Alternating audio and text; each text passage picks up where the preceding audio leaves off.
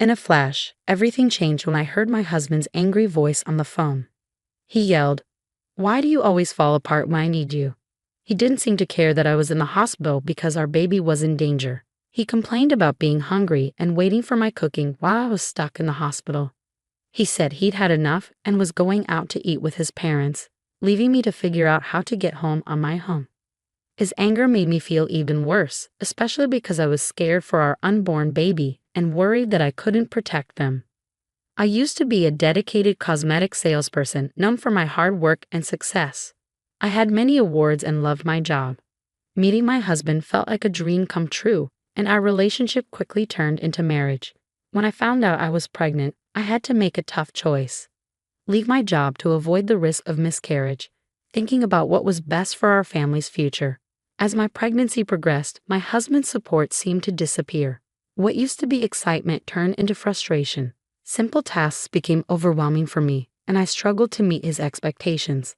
He would ask, "Where's my lunch?" and then criticize the simple sandwiches I made, saying I couldn't handle smells. He dismissed my difficulties with, "Pregnancy is not an illness," making me feel alone in my struggles.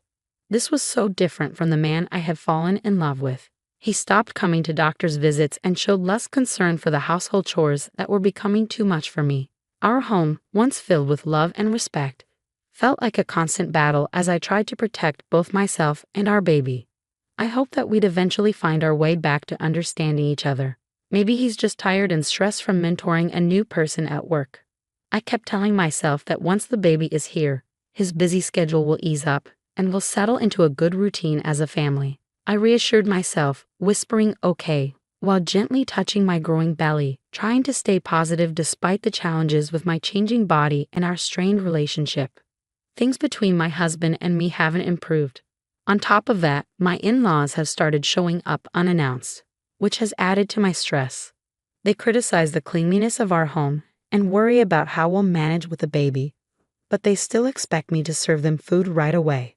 I feel overwhelmed and unprepared, and their visits always end with disappointment. My husband never stands up for me and seems to agree with their criticisms, making me feel like I'm not good enough. One day, while heavily pregnant and sent out to buy groceries, I collapsed from exhaustion.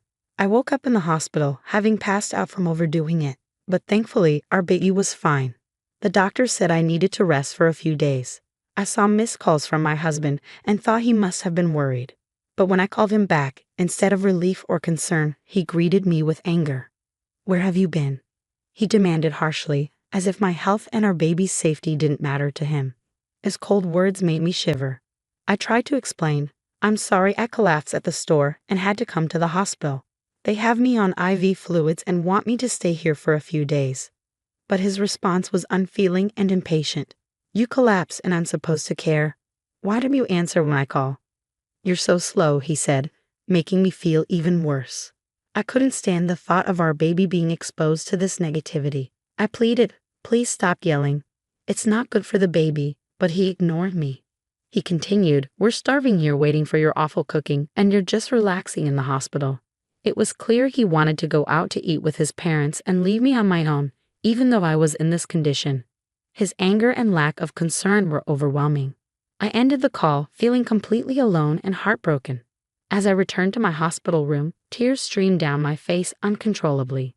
In that vulnerable moment, a familiar and comforting voice reached out to me. "Are you okay?" I looked up to see Helen, a customer I had grown close to from my days as a cosmetic salesperson, offering me a towel. Seeing her brought me immense relief and warmth. "Helen, it's really you. I'm so glad you remember me." Our unexpected reunion felt like a beacon of kindness and human connection during my darkest hour. Helen was more than just a customer to me. After a tough divorce, she had lost her confidence and stopped wearing makeup altogether. I remember approaching her at the cosmetics counter and offering to help her try some makeup. The change in her wasn't just physical. It was a boost to her self-esteem and a step toward emotional healing. Over time, Helen became a friend, not just a client. But then, 5 years before I left my job, Helen stopped coming in, and I often wondered what had happened to her. Now, here she was, providing support when I needed it the most. "I had been hoping to reconnect with you, Helen," I said. "I was surprised to find out you had left your old job when I went looking for you." I'm sorry for just showing up out of the blue, she replied. I had been working abroad. I run a business overseas, and it's been very busy. I hadn't had a chance to enjoy summer or good food in ages. So once things settled down, I decided to come back. And believe it or not, right after, I tried to find you, Helen said with a laugh that made the situation a little lighter. I ended up here with appendicitis. It's just in the early stages, so medication should handle it. If this had happened while I was still abroad, the treatment cost would have been sky high, so in a way, I'm glad it happened here.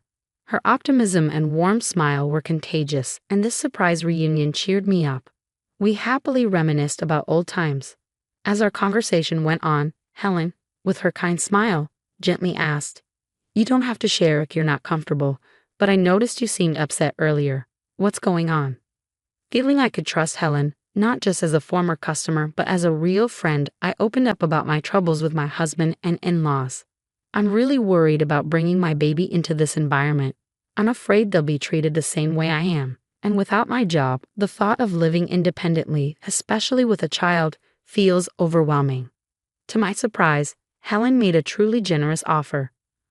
I actually have an apartment you could use. I manage a few properties as part of a project I started with land I inherited.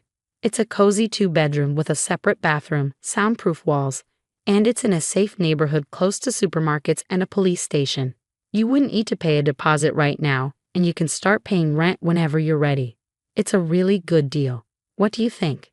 Helen's excitement and sincerity were so genuine that I couldn't help but laugh in disbelief. Are you sure you can offer it at such great terms? I asked, overwhelmed by her kindness. Absolutely, Helen said. I trust you'll take good care of the place, and I think it's important to support each other in tough times. You're more than welcome to stay there, she assured me with a warm smile. Helen's unexpected kindness felt like a ray of hope. It wasn't just an offer of a place to stay, but a chance for a fresh start. Her generous gesture was something I couldn't refuse, so with heartfelt gratitude, I accepted. Days later, once the doctors gave me the all clear, I left the hospital and moved straight into the apartment Helen had set up for me. She had arranged everything effortlessly over the phone, showing incredible generosity.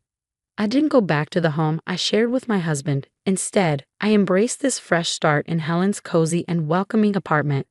Although I felt a bit guilty about not paying rent right away, Helen just laughed it off, telling me not to worry. While my husband was at work, I went back to our old home to pick up my things. It felt strange and empty, much like how I felt inside. Helen's support went beyond just offering the apartment. She connected me with a lawyer who had helped her before, and this solidified my decision to pursue a divorce.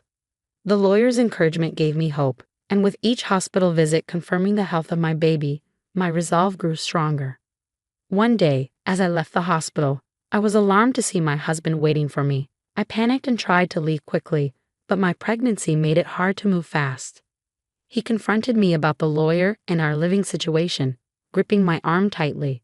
I stood my ground, insisting that any discussions about the divorce, compensation, or child support should be handled through the lawyer.